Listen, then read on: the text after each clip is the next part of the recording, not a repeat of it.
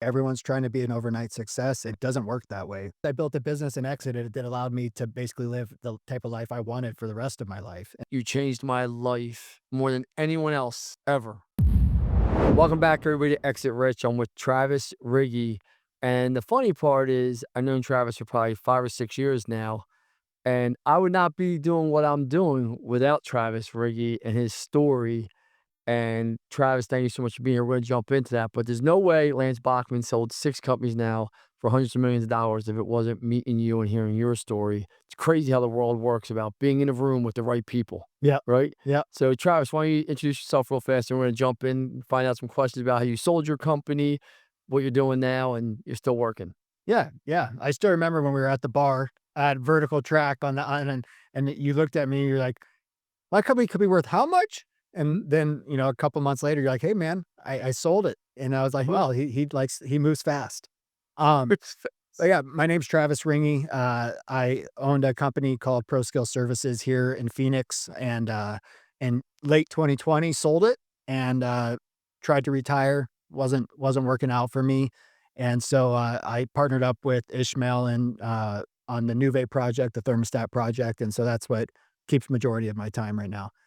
So let's talk about the first thing, your exit, because now here's a true story, right? And it was 2020 vertical track. At that time, I sold no companies. Now you got to think about that. Mhm. We're in 2025 right now in what's it, August? So it was almost probably June or July vertical track. Was it maybe May, whatever it Yeah, yeah. was? So 5 years later, I sold 6 companies now because of meeting you. Like that's what people when people say don't go to conferences, don't like people say that conference is trash or don't waste your money on a mastermind or Mhm. don't waste your because now I spend hundreds of thousands of dollars a year on meeting people Yeah, because now I know what it's worth, right? yeah. I fly out, I have anxiety, I speak right before you, I tell my story, I'm walking out of the room. There's a panel up there. You're up there with were you up there by yourself or were you with someone else? No, we were on a panel there. Panel. And it was on a panel. I think Bill Rizzo was on your panel. Guy couldn't sell water to a man in dehydration, but that's besides the point, right? And so, but and all I hear is you wouldn't say the number, and Tommy told the number, No, yeah, yeah, yeah, I remember. and I went, "What?" Do you remember when you came off stage? I walked right up to you. Yeah, You might be the first person that's ever come off stage I've ever walked up into in my life, hand to God. yeah. No? And like you're a good looking built guy. Oh, man. You are. I mean, and you're very charismatic. Thank And I was like, this is everything you can't stand about a guy. And then you just hear you sell for as much as you sold for. And I was like, Jesus Christ. I was like, but I own an HVAC company that's not far off. I Yeah. gotta see if this is true or not. And I was like, hey, can I borrow you for 15? It turned into almost 3 hours, if you remember. Yeah, oh, yeah, I remember sitting there, yeah. Yeah, because I was heading home after, and we were just hanging out, sitting there. But you Of gave me all that time for free. Like you didn't ask course. me for a nickel. You didn't. You were showing me your LOI. You were showing me I was showing you my numbers. You were telling Yeah, me what to do. yeah, You gave me the guy from SFP. yeah, Right? yeah, Can you Brian. like how many other people? Because if we don't go through that experience, you don't give me that time. There's no way I Mhm. sell Dylan like so fast. There was no way. I had no clue what it was worth. And I remember calling my partner after talking to you. I said, "How much would it take for you to get out and you be done?" He's like, "Man, if I could get $5 million, I'd be ecstatic." Yeah, I said, "Well, what would it here for your take would be about 10." He goes, "Shit, I'd be out of here." yeah, And it was worth around yeah, 20 some million. You told me that's what I got. yeah. It's funny how many of those conversations start with a, "What would it take?" And then it's like, oh, especially in that, it was the heyday of multiples and stuff, and people were getting more than they thought they could, and so it just made sense, and, I think the market's changed a lot, and it's, you know companies are focusing more on operational excellence than ever before on their purchase, but, there's still, massive wealth being created in this industry every day, and multiple millionaires being made, through blue collar services. Because when I heard your story, I never forget, you were like, I bought a boat. Mhm, I think you bought a house in Idaho, correct? mhm. At the time, right? Yeah, yeah, Yeah. we were building a house in Idaho, yeah. Is that done? I assume it's We done. no, we changed plans. We moved back here, so Oh, you moved back here. yeah, Okay. All we're right. building another new house here instead, so But and you were like, I have life-changing money, but enough. I guess you could have retired if you wanted to, but Mhm. you're not gonna live the life you want to by retiring, and you're still young. Yeah. I mean, how old are you? 40 years old? 38, yeah. Yeah, I mean, come on, Jesus Christ. Yeah, we sold when we were, early 30s, which our goal originally was, when we started the company is we always said, "Hey, if we could retire by the time we're 40." And my conversation started much like our conversation is, I was in Las Vegas with Tommy Mello and Aaron Vahe from Service Titan, and, Brian Cohen happened to be there from SF&P, and he's just like, "Hey, your brother was telling me at lunch about your guys' company. What would it take to get you guys to sell it?" And I was like, "Oh, we're young, man. You couldn't pay us enough. It's a great we're just getting our feet under us. It's finally making money."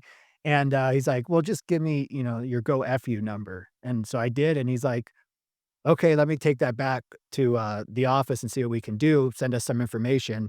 And then they called me, when I was in Idaho a couple weeks later, and they're like, "Hey, what if we not only, got you that number, but we got you more than that after fees?" And I said, "All right. I mean, we'd be interested." And then, as the story goes, they got us about 10 million over what they guaranteed us. So, I mean, and that's the thing about, and me and Brian got off to a bad start. I mean, obviously, I mean, the brokers, someone like Brian is good. I recommend brokers to anyone. mhm. But you just got to make sure you know the numbers. Yeah, Did you guys do your own quality of earnings, or did they do it for you we did it through them. through them? Yeah. Which is smart. I mean, Yeah, we had real clean financials, so it was pretty simple. You know, other than a couple of accruals. One thing they did, and I'll always tell the story because is really it really saved us a ton of money.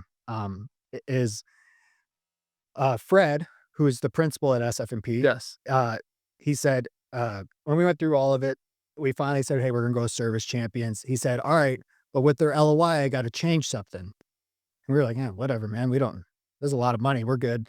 And the one thing he changed that he got them to agree to is that he changed in the LOI that non-performed membership services would be treated as a debt-like item and so it wouldn't affect the multiple. It wouldn't be an EBITDA adjustment because they like to take those as EBITDA Of adjustments. So it's course. like, "Hey, you charged for this, but you didn't render it, so that brings your EBITDA down." And we didn't realize how catastrophic that was until we go to the closing table and they tried to reduce our EBITDA by like $600,000. You Which know, times 10, that's $6 million. yeah. Oh, yeah. And Fred went back and goes, "No, no, no. In the LOI, you guys accepted that that'd be treated as a debt-like item that'd be paid at closing. So you're not adjusting it, their EBITDA. They just owe you $600,000 in membership income. So instead of 6 million, it costs us 600,000." And so that they learned through doing our quality of earnings for us is when they're going through it, they're like, "Hey, you guys didn't accrue for your memberships correctly. You didn't add them to your balance sheet." And, Correct. and, and so it's, monumental. It more than covered all the fees of the transaction and all of our lawyers and all that stuff. So, And that's why you pay for people that have actually done it, been around it, know how to do it. You know, let's get into this, right? You and your brother were losing money at first when you guys built the company, correct? You guys were, and then all of a sudden it just skyrocketed. yeah, we weren't losing money. We ran a good operation. The problem is that my brother and I, we grew up like most people that get into the trades. It's like, let's just be cheaper than everyone else. Mhm. But we ran super efficiently. Even when we sold, our overhead was at 21%. We were only spending 2.5% on marketing because we had such high penetration Of zip codes. of market share in Yeah. certain zip codes, like Right. over 80% in our home zip code, which is pretty astronomical. So we didn't have to spend a lot of marketing, but we were making like 7 to 8% a year. And we're just looking at each other, killing ourselves. And we're like, is this even worth it? Like, why are we working so hard? We're not making any money. And so my brother, I've told the story a lot. People have probably heard it, but my brother always came into the office later. He did all the marketing. So I would come in early, get the guys going. I ran more like sales, install, and operations. He ran more marketing. So I'd get there at like 5:30 or 6 with the install crews and get them out the door. And I came in on like New Year's Eve and my brother was in the office. And I was like, "What are you doing here so early?" He's like, "Dude," he had read the book, some book about pricing. I forget what it is, but it talks about like setting your hourly rate and stuff. He's like, "We're not charging enough, and I'm so tired." I was looking at our profit and loss for the year, and we didn't make any money barely again. And like, I'm not going to do this anymore if we can't make money. I was like, so what are you doing? He's like, I'm raising all of our prices 30%. And I was like, oh, we're going to go out of business. This dude, our customers are not going to pay that. He's like, that is still cheap for the quality that we offer, because that's what we took the most pride in, is like quality of service and quality of installed product. And so, we did it, and, we were still low to mid market in pricing, but it worked for us with our low overhead, and we closed, after add backs at like 21% EBITDA. And, that's how it went. So we went from 8 to 21 in like a 14-month span and sold it. So we never even ran the business for more than a year actually making money. And it would have been interesting. I don't know if we had done it for a few years, if we would have even sold the company. Cause then it's like we could have started enjoying a higher quality of life and investing into, more middle management. We are lucky that, our one of our childhood best friends, Garrett, was our general manager, and he dealt with all the day-to-day stuff that let us just really steer the ship. So we already enjoyed a pretty decent quality of life, but the stress was still there, of course, of Oh yeah. being a business owner and having all your eggs in one basket. And then Drew, who started as an installer, worked his way all the way up to operations manager with us, and he's actually the one that runs our roofing company now. Um, between him and Garrett, they took the brunt of the load. And so had we not, had we experienced, printing that 20+% profit a year, I don't know that we would have sold it. You know, but it's still life-changing money for you Of and your course. brother. Like, it's, Yeah. because people don't realize that, because obviously, I've sold 6 companies now, and every time I ask somebody, "What does it take?" Because I'm not the one. I only sold 1 company where I got to dictate Right. what we're getting. That was one SEO, right? Yeah. The other 5 was always coming down to, what does my partner want? Because Mhm. he's the one has to, Yeah. we gotta live with that, right? I Yeah. already have money, like, you gotta be happy with this exit. If you're not Yeah. happy with this exit, you're gonna be pissed off, right? Yeah. So, um, but, like, some people will say to me before I partner with them, and obviously people reach out to partner with me all the time. I'm like, "Well, what's that check number you want?" And it's from as low as 2 to 3, which is still life-changing money for the average American, Of course. right? To some people will say to me, and as soon as they say this to me, "I want 50 fucking million." I'm like, "Hey, well, yeah, you might as well Become just." a common number for some reason. I'm like, do you know how much $50 million is? I mean, if you put $20 million in the bank, beyond, buying yachts and private jets, you can basically live any kind of life you Life you want. want. Because just on 20,000,000, 5% is $1,000,000 a year, Yep. right? That's guaranteed $1,000,000 a year, Yep. 80,000 a month. Yep. Like, you're living, unless you just are a total lunatic, Yep. right? Like, Yep. you're living if you can't live off $100,000 a month, a good life with Right. no debt, Right. there's a problem. That's what I tell everyone. I'm like, "Hey, if you can, after taxes, clear 20 million, I mean." Like, I own a bunch of rental properties. I cash flow over 100,000 plus a month just in my rental properties. Mhm. A positive to me, right? Right. And I tell people I can never work again, and I can live off of the cash flow. Yep. Like, if people don't understand, and it's well over 100,000 a month. Like, Yeah. when you're cash flowing like that, there's a problem if you can't live. Of course. And I don't think people understand when you say I want a $50 million check themselves, but that means we got to get a $100 million check because I get half. Yeah. Right? So that means $100 million. I just want to break this down. That means we probably have to do somewhere around 8 to 10 million EBITDA. Yeah. That means we're going to do $50 million a year in revenue, finely tuned operationally. Yeah. You're only doing fucking 3 now. Oh, and they want it done in 18 months. Correct. Yeah. I mean, I'm like, I could get you in 18, 24 months a $10 million check, which I've done and proven now multiple times, but I'm not going to get 50 million. So I just shut that conversation right Yeah. down because people are so delusional on the numbers these days. I think you're seeing more of that too, where people are like, yeah, I want this big number. I want this big number instead of being realistic.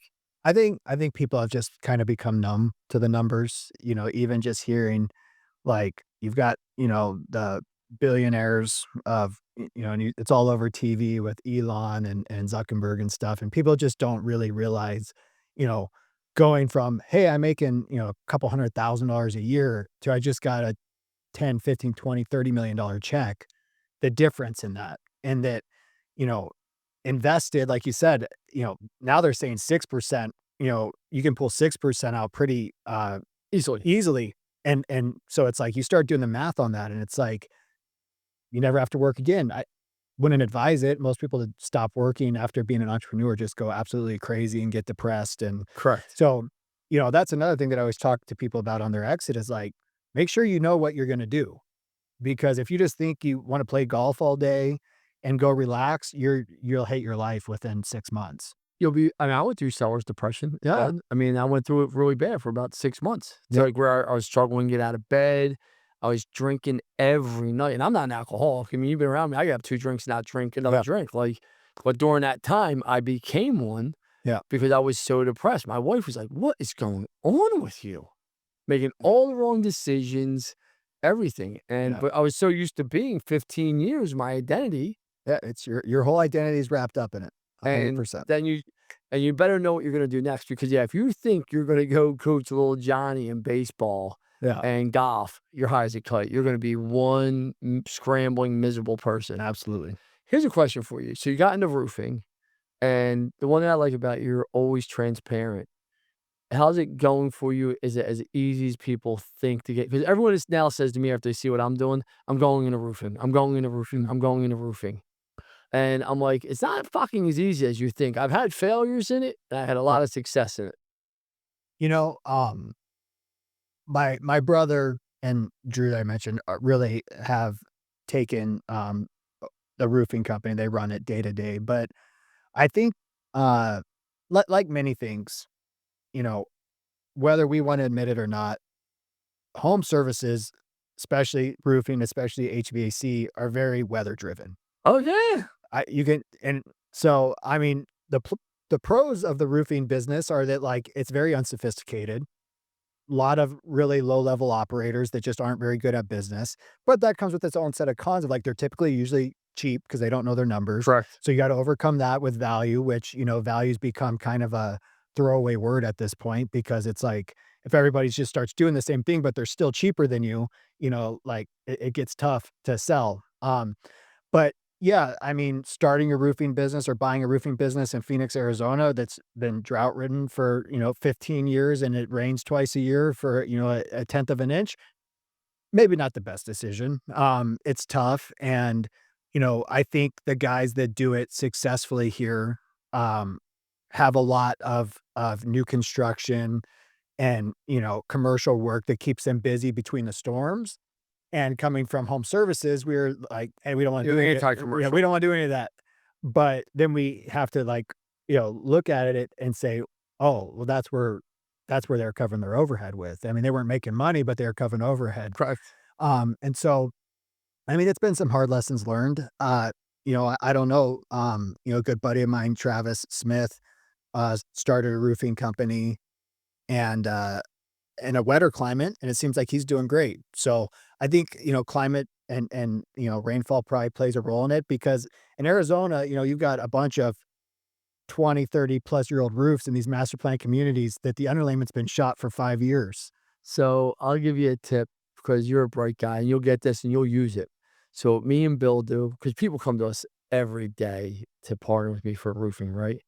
And once we get serious about it and we see like the guy's a good guy, religious, there's some type of founding faith and they're married and have children, right? Right. There's certain criteria I have when I partner with anyone. Um, the first thing we do is go to Google AdWords Yeah. and we see what the search volume is. Yeah. And we see the historical search volume. And Bill and me will look at it and we'll go, yay or nay right away. And here's a true story. I think you know the two guys. I actually sent them to Ishmael. Mhm. Really nice guys. Bill, what was that guy's name? Nick? Was that his name? Nick Reddit? Really nice guys. They want us to partner with them. And we were going to until we got into the fucking AdWords. And Bill's like, I'm telling you, Lance, this isn't worth it. We have so many good opportunities. This is going to be an uphill battle. Nick was young too. He's in his 30s. So that brash, I mean, I'm an old man, right? Like, let's call it what it is, right? So I don't have time for piss and vinegar. Like, Yeah. like, Yeah. I just don't have time for it. Like, I just want coachable people that want to win, right? I don't have Right. time for fucking ego. And he's a nice guy. I'm not saying bad about Nick, but when you're in your 30s, I had a big ego, right? I wanted to prove something, right? Yeah. Like when you're 52, I'm just trying to get through my days as easy as possible and make as Mhm. much as I can. Right. But we looked at the AdWords in Phoenix. And I called Nick up, and his brother was such a nice guy. And Nick was young and brash, but his brother was just like the total opposite, the production guy. You can imagine what this Oh, guy's yeah. like. Just And I felt so bad telling him we weren't going to do it. And he was like, what the fuck do you mean? We spent probably 30 hours together. We agreed to everything. Yeah. And I'm like, I'm sorry. I'm like, but I know this guy Ishmael that will be there. And I introduced him to Ishmael. I don't think Ishmael ever bought the one with him, but I don't know why. But we looked at the Phoenix weather pattern. And when you look at it, why would you go sign up for a headache to take Advil every day when you just go grab money up Yeah. and down the Northeast corridor, go to Texas, which is a great state, Yeah. all the Midwest area. Like, Yeah. you come to these dry states. I mean, I'm partners with Tom Howard Yeah. and Lee's. Yeah. And I was just telling you, very transparent, that's my smallest roofing company because of the weathering patterns. And Yeah. now that will sell, it's profitable, and we make money. Yeah. But it's not doing 25 million its first year in business like the rest of my companies. Yeah. Yeah, I think that I'm a similar boat. Like, the company makes money, it's growing. I mean, we basically canceled, I don't know the exact number, but $3 or $4 million in commercial and new construction contracts. And so when we bought the company, it was at 10 million, and then we dropped that down to like 6. Yeah. And then they've rebuilt. They're doing like $1 million months pretty consistently. But so they're doing a good job. But it's kind of one of those things. It's like, man, if we could get weather, we could grow it like crazy. It's just we just can't get the weather. So there's no urgency at all. And the thing is, if you're doing $1 million a month, let's just say you do 10 million next year. And if you are at 20%, you're going to get $15-16 million for that company. So it's still a nice chunk of money. Sure. And let's just say you split it 4 ways even. Yeah. You're still all making $4 million. Like, it's not terrible investment for 2-3 years worth of work of your life. I know you want more just because there's more out there. But for listeners, I want you to understand you're still running a profitable business that you'll be able to sell. Because I know all your systems, procedures, operations, reviews, logo. Like, I know all that stuff's in order. Yeah. So, like, you're operationally sound. Yeah. Can you talk about that part, why it's so important when it peaks? Because you've been through it. They're looking for that stuff. Yeah. I think that, my brother and I were talking about this earlier, is that a lot of people try to just say, hey, I'm going to hire a manager and put the manager in a position and then think it's just going to be like, oh, this load just got taken off of me. This guy's going to go perform. It's great. And you just can't do it. It doesn't work. You need to grow your managers with you. They need to understand your processes, because the people that you bring up with you are the ones that are going to set the expectation for new people, and not only set the expectation, but hold the new people accountable to that expectation. Right. And so I think, it's become kind of this like thing in the home service industry of like, I'm just going to grow this company from 0 to 25 million. And it's just, everything's going to go perfect. And I'm just going to just hire. And it just, for most people, it doesn't work. And I keep telling people, like, get out of this mindset that you're going to flip a company in 12 months and 18 months and quadruple the revenue. Like, people don't understand the processes it takes to take a company from mom and pop to, operationally sound while doubling year over year. Think about this, right? You're in the know. You know a ton of people. Do you know anyone that sold 2 roofing companies in under 18 months as fast as I have? I don't know anyone that sold 2 roofing companies, so nope. But you're in the network of people. Do you see what I'm saying? Like, you're in the net, and that's what people don't realize, how fucking hard it is. But I have buddies of mine, friends of mine, I'm gonna go into the roofing space. I have people, after I see what you're doing, I'm like, guys, it ain't just Lance Bachmann. I have a whole team here I'm deploying. Bill Rizal, Mike Shelley, Joe Lynn, Kelly, like Jim. Like, I have a leadership team that's coming, a marketing department, accounting department. This isn't me. Yeah. Like, it isn't me. I never saw a fucking roof a day in my life. Yeah, did I negotiate a lot of the vendors? Do I deal with them? 100% I deal with them. Do I still handle a lot of the marketing stuff with that? Obviously, right? Yeah.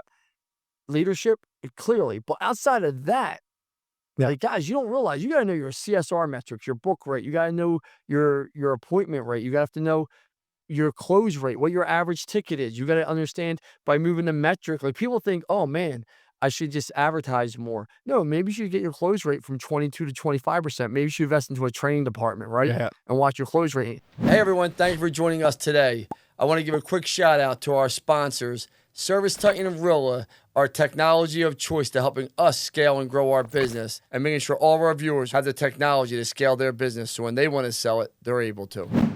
Like, the dials are dials for a reason, I tell Right. people. Can you talk about that? Because everyone does just think now, I'm the next Travis Riggy, because it's social media. I think half of it's social media, but that's a whole other conversation we'll get into. Yeah, I think people see, it's same thing with Tommy Mello with A1 is that now everyone wants to be in the garage door space, and it's like, God help them. Like, It's an average like an probably $1,500, $2,000. That's five right? at the top level. Yeah. Yeah, and so, it's just funny that people see one person successful, but don't realize the work that went into making that success, and I think that's the hardest part is that everyone wants it, but most people aren't willing to put in the work.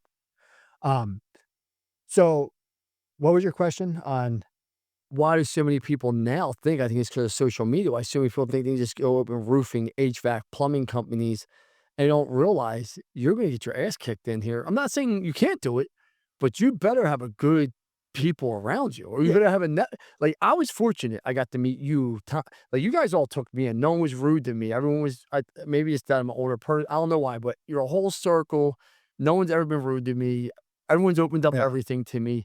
So I got a PhD in home services in less than 18 months by everybody. yeah. I think home services for the most part are they're they're just full of good people. Honestly, I mean, my brother and I, we started our company at 20 and 21. So we were young by all accounts, and we got invited to join the Kohler Plumbing Advisory Council. So we'd fly once or twice a year to Kohler, Wisconsin, and we'd go through the tour, and then we'd sit in a room and help design, and give like Yeah. contractor feedback. And the only reason we did that was because we were meeting got other plumbers, because at that time we only did plumbing. It's like, man, we're learning so much from these guys. Like, and it's like you said, like the conferences are the conferences. You go, you sit through the you know speeches and all that stuff. It's fine, but it's the people you meet there and network with that are the real takeaways and the friendships you build through that. Um, so yeah, I think social media has made people think that it's probably easier than it is. But I think it too, just being realistic, is that from 20 end of 2020 to probably end of 2023, it's pretty damn easy. Look Like, at the COVID hit. yeah, I mean, like people were spending money like crazy. There was a bunch of government money out there. Any business owner basically got PPP money. They're spending it on Without like a a, doubt. so there was a lot of cash in the market and people were spending it. I think we've seen all that tighten up drastically now, Mhm. and a lot of that, urgency is gone to spend money on the home, especially with, a lot of people are locked into their houses because they've got low interest rates, so they can't upgrade because they don't wanna go pay 6, 7+%, Oh, without a right? doubt.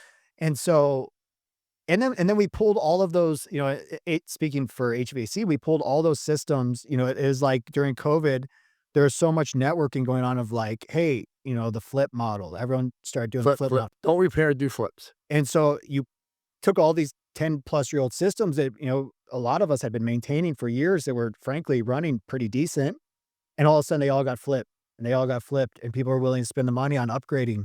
And so all these systems got pulled forward, and now you're looking around and it's like there's just not as many systems to replace. And so, we've really seen, I mean, I know people that are down 30, 40, 50% even year over year because they're maintaining new systems that they already installed, and there's just not as much opportunity as there was. So, um, I think that people get caught in the, Ishmael, for example, who grew NextGen, his story is he started in like 2016, sold in 2021, built it to $100 million during that time frame, which is Insane. he's one of the best operators I've ever met. The way he goes about it is different than anyone I've seen, but he gets results like crazy. Um, at NUVE, our thermostat company, he's probably built one of the best customer service and sales teams I've ever met in less than a year. And we get feedback. Tell people what New Way is, 'cause I don't think a lot of people know what New Way is. So why don't you tell them? Yeah, so NUVE is basically it's a thermostat for contractors. But it plugs right into Service Titan. It ties into Service Titan. It keeps their logo on the wall. The biggest problem, especially now, because the customer acquisition costs has skyrocketed. Without a doubt. It's skyrocketed. So We could talk about why that too, but yeah, let's talk about New Way first. so the biggest problem is that contractors fail to keep their customers, or even if they do retain the customer, the customer. I always ran through this when I was doing training for our new team members at NUVE. It's like, hey, you walk home from work, or you get home from work, you walk in the door, and it's hot in the house. What's the first thing you do? Check the thermostat. You go to the thermostat, and then the thermostat is set at 72 and it's 85 in there. What's the next thing you do? I adjust it down to 70 or 69 or 68. And then it doesn't cool. What do you do? I'm calling my HVAC company. And how do you find their phone number? Me? I'd probably ask my wife. Okay, well, maybe you're different, but what a lot of people do, Lance, is they Google it. Oh, yeah, a lot of people would go. I guess I don't handle that. Yeah. So my wife handles everything Yeah. at home. But yes, I would ask my wife. So yes, you're right. So you Why not just have it on the thermostat then? Or right, and so you're gonna pay for that customer again. You already have them. You have them probably in a service agreement, but people are lazy, and what they've been taught to do by Google is Google the phone number, and then they click a sponsored ad, and they charge you 2, 3, 4, $500 for that click and that phone call. And that's what the ads are up to. People don't realize Yeah. in the HVAC world, you're spending 300 a click, 250 a click. 100%. Even LSA is It's higher. 150, $200. Yeah, people So don't realize. so you just keep paying for this customer over and over again. So if you're paying for that click every time they need to use you, you gotta charge quite a bit just to make up for that click, right? And so what NUVE does is it puts the contractor's logo on the thermostat. It lets the contractor monitor that thermostat if there's any issues with it so that they get ahead of the problem, get their foot in the door. It gives them a back-end dashboard to track all that. You can send marketed messages to the thermostat and the app. The customers get a contractor branded app, so you own real estate on their home screen every day. It basically imprints the contractor's logo in the customer's mind that if they need anything for that system, they're using the app, the thermostat, and calling through that. So it lowers that cost of retaining that customer. Well, there's no. I mean, no offense to New Way. I mean, how much could this thermostat even cost? Yeah, it's a couple $100, 250 bucks, and it's less than one click on Google. It's less than one click on Google, and I'm keeping my customer with me. There's nothing more important than Yeah. keeping my customer with me. And where you really make the money on it, I'm sure you know this better than anyone, is if I go out and do a repair and I put New Way in, then the whole machine goes down within inside 2, 3 years. They Right. call you, and now you just put $15,000, $20,000 unit in. You just paid for the next 30 homes of yours. That's insane. I didn't realize that. I didn't know for sure. I knew Ishmael's was a big push, but I didn't realize it was that good of a product. I knew it was a good product, but I did not know it was. And Tom Howard invented it, correct? Tom Howard had the initial, thought. He was in Armenia with Sergo, who's our project manager. Um, his son had broke his leg. Tom's son broke his leg in Armenia and far out at some retreat. And so they basically, as the story goes, had a hour and a half drive to the hospital. So he put his son in the back seat, and Sergo drove him to the hospital, and he's like, "Hey, I've got this light which was made by Zuckerberg. It was like an open platform. It was called the Z Light, and Zuckerberg invented it for his wife when she's pregnant. And it basically the LED color and it changed by the time so that it wouldn't wake her all the way up if she needed to see if she needed to nurse the baby or something, I guess. And so he's like, "Hey, I've got this technology." And Tom's like, "Well, could you put a temperature sensor in it?" And he's like, "Sure." He's like, "Can we change the temperature of the system through it?" He's like, "Sure." He's like, "Well, we can make a thermostat out of that then, and we can tie it into service tighten." And so that's how it started. Tom is he's got a degree in accounting. He's no dummy. And he knows how expensive manufacturing is, and his good friend Ishmael had just sold NextGen for a large sum of money. And so he's like, "Hey, Ishmael, I've got this project for you. It could be huge, but it's gonna cost a lot of money to get it off the ground." And, Ishmael's like, "Cool." And Tom said, I forget the numbers, but I think he said, he's like, "By math, you have a 5% chance of being successful at this. And because it's you, I'd give you 8%." And it's going really well. Ishmael's done a great job with it. But yeah, to your point, the way I got involved in the project is when I owned ProSkill, we used train monitoring thermostats. And for some reason, no one in the industry really wanted to hook these monitoring thermostats up, even though the capability was built into them. Was it built to also integrate the Service Titan? No, no. Well, Service Titan is the big key piece, though, because almost every HVAC company worth their salt is on fucking Service Titan. It is. It's a major benefit of it. The key piece is knowing when that system breaks, as you mentioned. That's what I'm saying. But if I'm assuming you guys have a whole dashboard integrated to Service Titan that I can monitor all this, and somehow a red flag goes off or some type of alert Yeah. goes off, the system's down. Right. Right. So that's the key part. And what Man, we I know the product and I haven't even been on the product.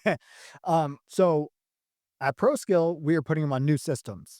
And, I don't care what anyone says, we had some of the highest quality installs out there. New systems sometimes just break. Absolutely. And so we would be like, oh crap, the system just broke. We got to call this customer before they call us because they're going to be pissed. Yeah. And so we'd call a customer and say, hey, we noticed the system's not operating correctly. We stand behind our product 100%. We save time for you on the schedule. Let us know if that works for you. Oh yeah, that's fine. Come on out. We appreciate you guys.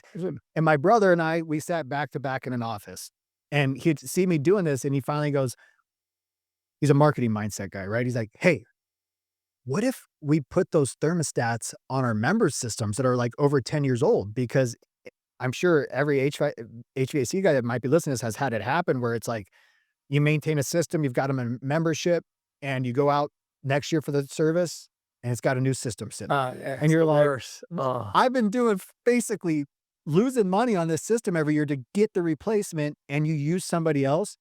And so we did that. Basically set a precedent that if we had a member that had a system over 10 years old, we were trying to put a monitoring thermostat in, and it worked. And so Tom and Ishmael knew that, and they're like, hey, we want you to bring, because I sat on Train's thermostat committee. Yeah. I helped design parts of their diagnostics and give them all the feedback and stuff.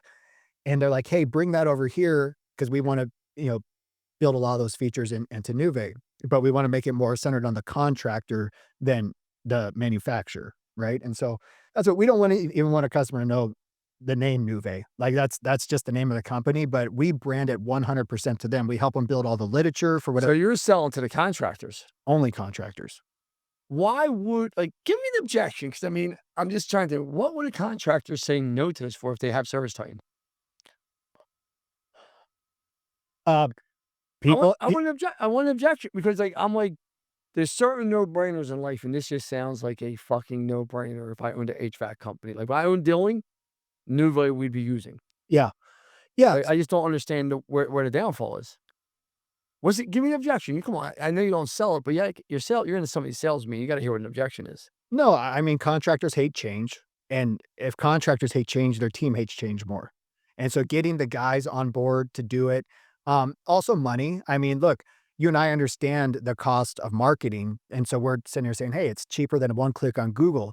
But for a guy to buy 100 thermostats at, $229 a piece and give those away for free to get the eventual payback, they don't understand the investment, that's an investment in marketing. That's not a cost that, and so they view it as a straight cost. And like, I'd rather spend the 22,000, 23,000 that Yeah. you just gave me that example of on giving 100 customers a free thermostat Yeah. to have a 10-year-old unit Yeah. than I would on Google. Trust That I me, can tell you. trust me, I try to convince people of that all day long, but, they just You look at shouldn't even have to. That's a no-brainer. I'm already in the home. You already spent your money to get into the home. right. Make sure they come back to you. And it's funny with our contractors, the highest utilization is on new system installs. And I'm like, guys, You're missing the boat here. that's a You're missing 10-year the boat. payback. You could put this on an old system and you could have, I mean, we've got so many customers that are finally starting to tell us their success stories of like, hey, we put this on in November. We just got the system replacement. And it's course. like, that's what we're trying to do. We're trying to retain the customer for you to get the install. That's where the money's at. I could see someone, and I guess this is the old Lance Bachmann, right? 8 years ago, 9 years ago, 10 years ago. If you would have said that math to me, I'd have been like, well, I'm just going to stick with Google or email marketing. Hmm. But when you see the opportunity of them already in the home, I already drove out there. I spent the money on the lead. I spent the money on the tech to go out there. Most people lose money in their tech department. Yeah, You know of that, course. right? So I already lost my money there, right? Yeah. Now I'm going to spend my time there. Now I got to worry about this customer calling someone else because even though I give you a 5-star experience, my sticker's probably just on the machine with 1 or 2 other stickers, right? Right. Or what I can say to this customer is, hey, listen, I know you have this thermostat here, but we have this new thermostat here. Even if I sell it for $100 or I just cover my Right. cost, Right. at 200, whatever it is, I cover my cost. It's going to tie in. It's going to let you know. It's going to alert us. It's going to tell us when something's wrong. We'll be out here inside of 12 hours to ensure that we have your unit up and running again. And it's going to be better than this piece of shit Honeywell that's on here right now. Yeah. Like it's a no-brainer. It's a no-brainer. When it comes Absolutely. to a training thing, if in my opinion, for an HVAC company. I wish they had that for roofing, because if you can figure out, tell me when a roof's gonna go, Yeah. I can tell you this. I'd buy it. 229 acquisition, no problem. Sign me. I'd say, Ishmael, give me 1,000 of them. Yeah. And that's the biggest thing too, is that, and Ishmael realized this early on, is that not only are we a, technology company, but really we're a mentorship company, because we have, you know, Tommy Mello's an investor, Tom Howard's an investor, Aaron Gaynor's an investor, Cristiano's an investor, and then, Ishmael obviously is, CEO. I'm, in charge of the product. And so we have a great network of really successful high-end operators that are in the company. And so more than anything, we spend our time mentoring these contractors. And that's like, we have a full marketing department that helps our contractors build all their marketing, their membership plans, because that's what we try to train people on, is like, you don't need to sell the thermostat up front, but everyone wants to recoup that cost up front. It's like, no, because look, our most successful contractors, they're able to take their $9.95 monthly membership to $39.95, because now they have monitoring. It's like an alarm system. Customers will pay more for the higher level of service. Here's a question for you. I'm assuming Apex, all these guys all have to be using this tech because they're all on service time. Like, are the private equity firms just at your door saying, let's work out a deal? We have some private equity firms, but, at the same time, private equity firms are always gearing up for sale. So, they They're don't not, want to make the long-term investments that may not pay off to them. wouldn't that be a CapEx to them though, where you say it's a one-time cost, or no? I guess not, maybe not. No, because Yeah, you got to keep going. keep going. And No, I mean, I was just thinking, I was like thinking to myself, I'm like, man, if I was Apex and I knew I had a 5-year runway Mhm. right before I recap and sell, I'd be like, guys, give me all this. It's funny you say that, because one of the most common things we hear from PE-backed companies is that, like, "Hey, we're gearing up for sale, but after the next turn is gonna be the perfect opportunity I've for us to roll this out," because then they have had a that 5-year runway. runway. Yeah, I mean, it just makes a lot of sense here. Let's talk about okay, parents. Let's talk about this. You're a big family guy. You have a wife. How many kids do you have? 2. 2 kids. And, because I heard you talk on stage about your family. Mhm. I follow you on social media. You don't post a lot, though. We should post more, but that's a whole different Nah, I'm a conversation. private guy. Yeah, I mean, but talk about your family, and why do you think family is so important for people to be successful? Well, I think it gives you the proper mindset and drive, you know? I think it's grounding. Uh, without my wife supporting me and, trying to set a great example for my kids, I probably would have done a lot of things a lot different and dumber, right? But yeah, I think it's incredibly important, to set the right example and provide. I'm kind of an old fashioned person, to a fault. I viewed so long, and that's why I talk about it on stage a lot. Is that I got so wrapped up in, like, hey, I'm a provider, but I wasn't there for my kids when they were really young. When my son was first born and then my daughter was born, my wife had all of it on her own, and I, reflect on a lot of that, and I try to figure out why, and all I can come up with is it's what I could control. I was good at running my business. Yeah. I enjoyed it, and I got, a lot of accolades from it. So it's like I use that as an excuse to not be where I should have been with my family. And part of one of the major reasons I sold my company is that I realized that, and my wife was like, "I just need more support." I was like, "Well, if I could sell this company and spend all day with you guys, that's perfect." The flip side is spending all day with your spouse when you've been, spending 12 Yeah, hours it's a a day part. apart. Like, I drive my wife crazy. So she was like, "Hey, maybe you should work again, but more, You can you know, film. yeah, I had this video and I sent it to my wife this morning. You could see at like 6 o'clock, but like I see some of these things, and this is like why family is important. Why is this real? Rua says, the scene? And she gives him a nod. yeah,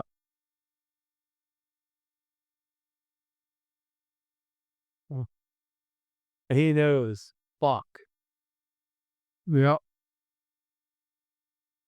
And I always say this to my sons: the most important decision you'll ever make in your life, more important than where you go to college, what you do, what business you live 100%. in, is the woman you marry. Yep. Because if she can't deal with your demons, if she can't deal with you, she can't support you, she can't make you better, you are in fuck city. Of course. I mean, 100%. and most people don't understand that. Yep. Most people want the dime piece. They want the, like, I see these young kids on social media. They're trying to, like, I don't know what they're doing. They're trying to impress people. I'm like, man, you might want to go find yourself a salt of the earth. And you got to Yeah. be attracted. My wife's beautiful. I'm not saying, Of but course. you might want to find someone that's more beautiful on the inside than Yep. they are ever on the outside. Because if not, it's a long haul. And you seem like you worship your wife and kids. Yep. I Yep. mean, and a lot of guys don't. No, I got it made. Huh? I got it made. Yeah. Here's I only have a few more minutes. I want to ask you this. What's it like being partners with Ishmael? Right? I got to ask the question because he has a big personality, Uh-huh. very big. He has a good heart. The one thing I say, people ask me about Ishmael all the time. I'm like, listen, he's just a ball buster by nature to everyone. It's just who he is. And I got, Yeah. like, you see my personality. I'm very like, just get the fuck away from. I got Yeah. 100 things going on. Yeah. I don't have time for the nonsense. But he likes to joke. He likes to play. What's it like being business partners with him? Because I know he's about his money. Yeah. You know, Ishmael's tough for some people. I'm a very sarcastic person and I like to talk shit with my buddies. So him and I kind of hit it off right from the beginning because it's like, oh, you could take a joke, you don't mind some ball busting. And so it's pretty easy for me to get along with him. He is one of the most generous people you'll ever meet. Everyone says that it's close to him. Everyone says that. Like I'm like, "Hey, buddy, I'm coming in. I'm taking my family to Disneyland, so maybe I'll stop by the office." He's like, "Oh, dude, stay at the beach house." I'm like, "Oh, no, I don't need the beach house." He's like, "No, stay at the beach house." And then I show up at the beach house, and he puts the Rolls Royce there for us to use while we're there. It's like he's so accommodating and wants everybody to he wants to share everything with everybody. And so, he's a very good-hearted person. He's far smarter than people think he is. Like, his mind is always I mean, I called him on the way down here for some advice on, some totally outside of the trades, and he's just very smart, very generous. But he is, I mean, he is extremely aggressive in growing his businesses, and he is gonna protect his investments. And, I don't fault him for that. Like he's like I said, he's built some of the best teams I've ever seen, so he's good at it.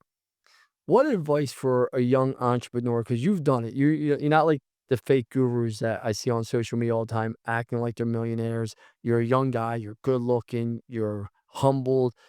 I mean, when I like guys, you don't realize he gave me 3 fucking hours and did not know my last name when I met you at Vertical Track. You didn't even know you might have knew my last name from me speaking before you, but you wouldn't know me. Mhm. And you spent 3 hours going through all like you were telling me what to correct, what to do, how to do it. Like, what would you say to a young entrepreneur that wants to be the next Travis Reed? Because some people just want to get there. What would you say to that person? Because you've done it.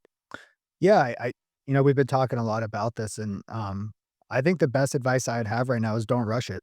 Like everyone's trying to be an overnight success, and it doesn't work that way for the most part. I mean, if you've got large teams that can go, but like if you're starting from scratch, go build a solid foundation, build your network, build your processes, and don't rush it. I mean, we built our company over 10 years, 11 years before we sold it. That wasn't even that long of a time. Really Thinking wasn't. back, it's like through my 20s, I built a business and exited it that allowed me to basically live the type of life I wanted for the rest of my life. And so I think so many people have seen from social media, they're like, hey, I'm going to be rich in 2 years. And they try to rush this and they just end up in trouble. So I would say, don't rush it.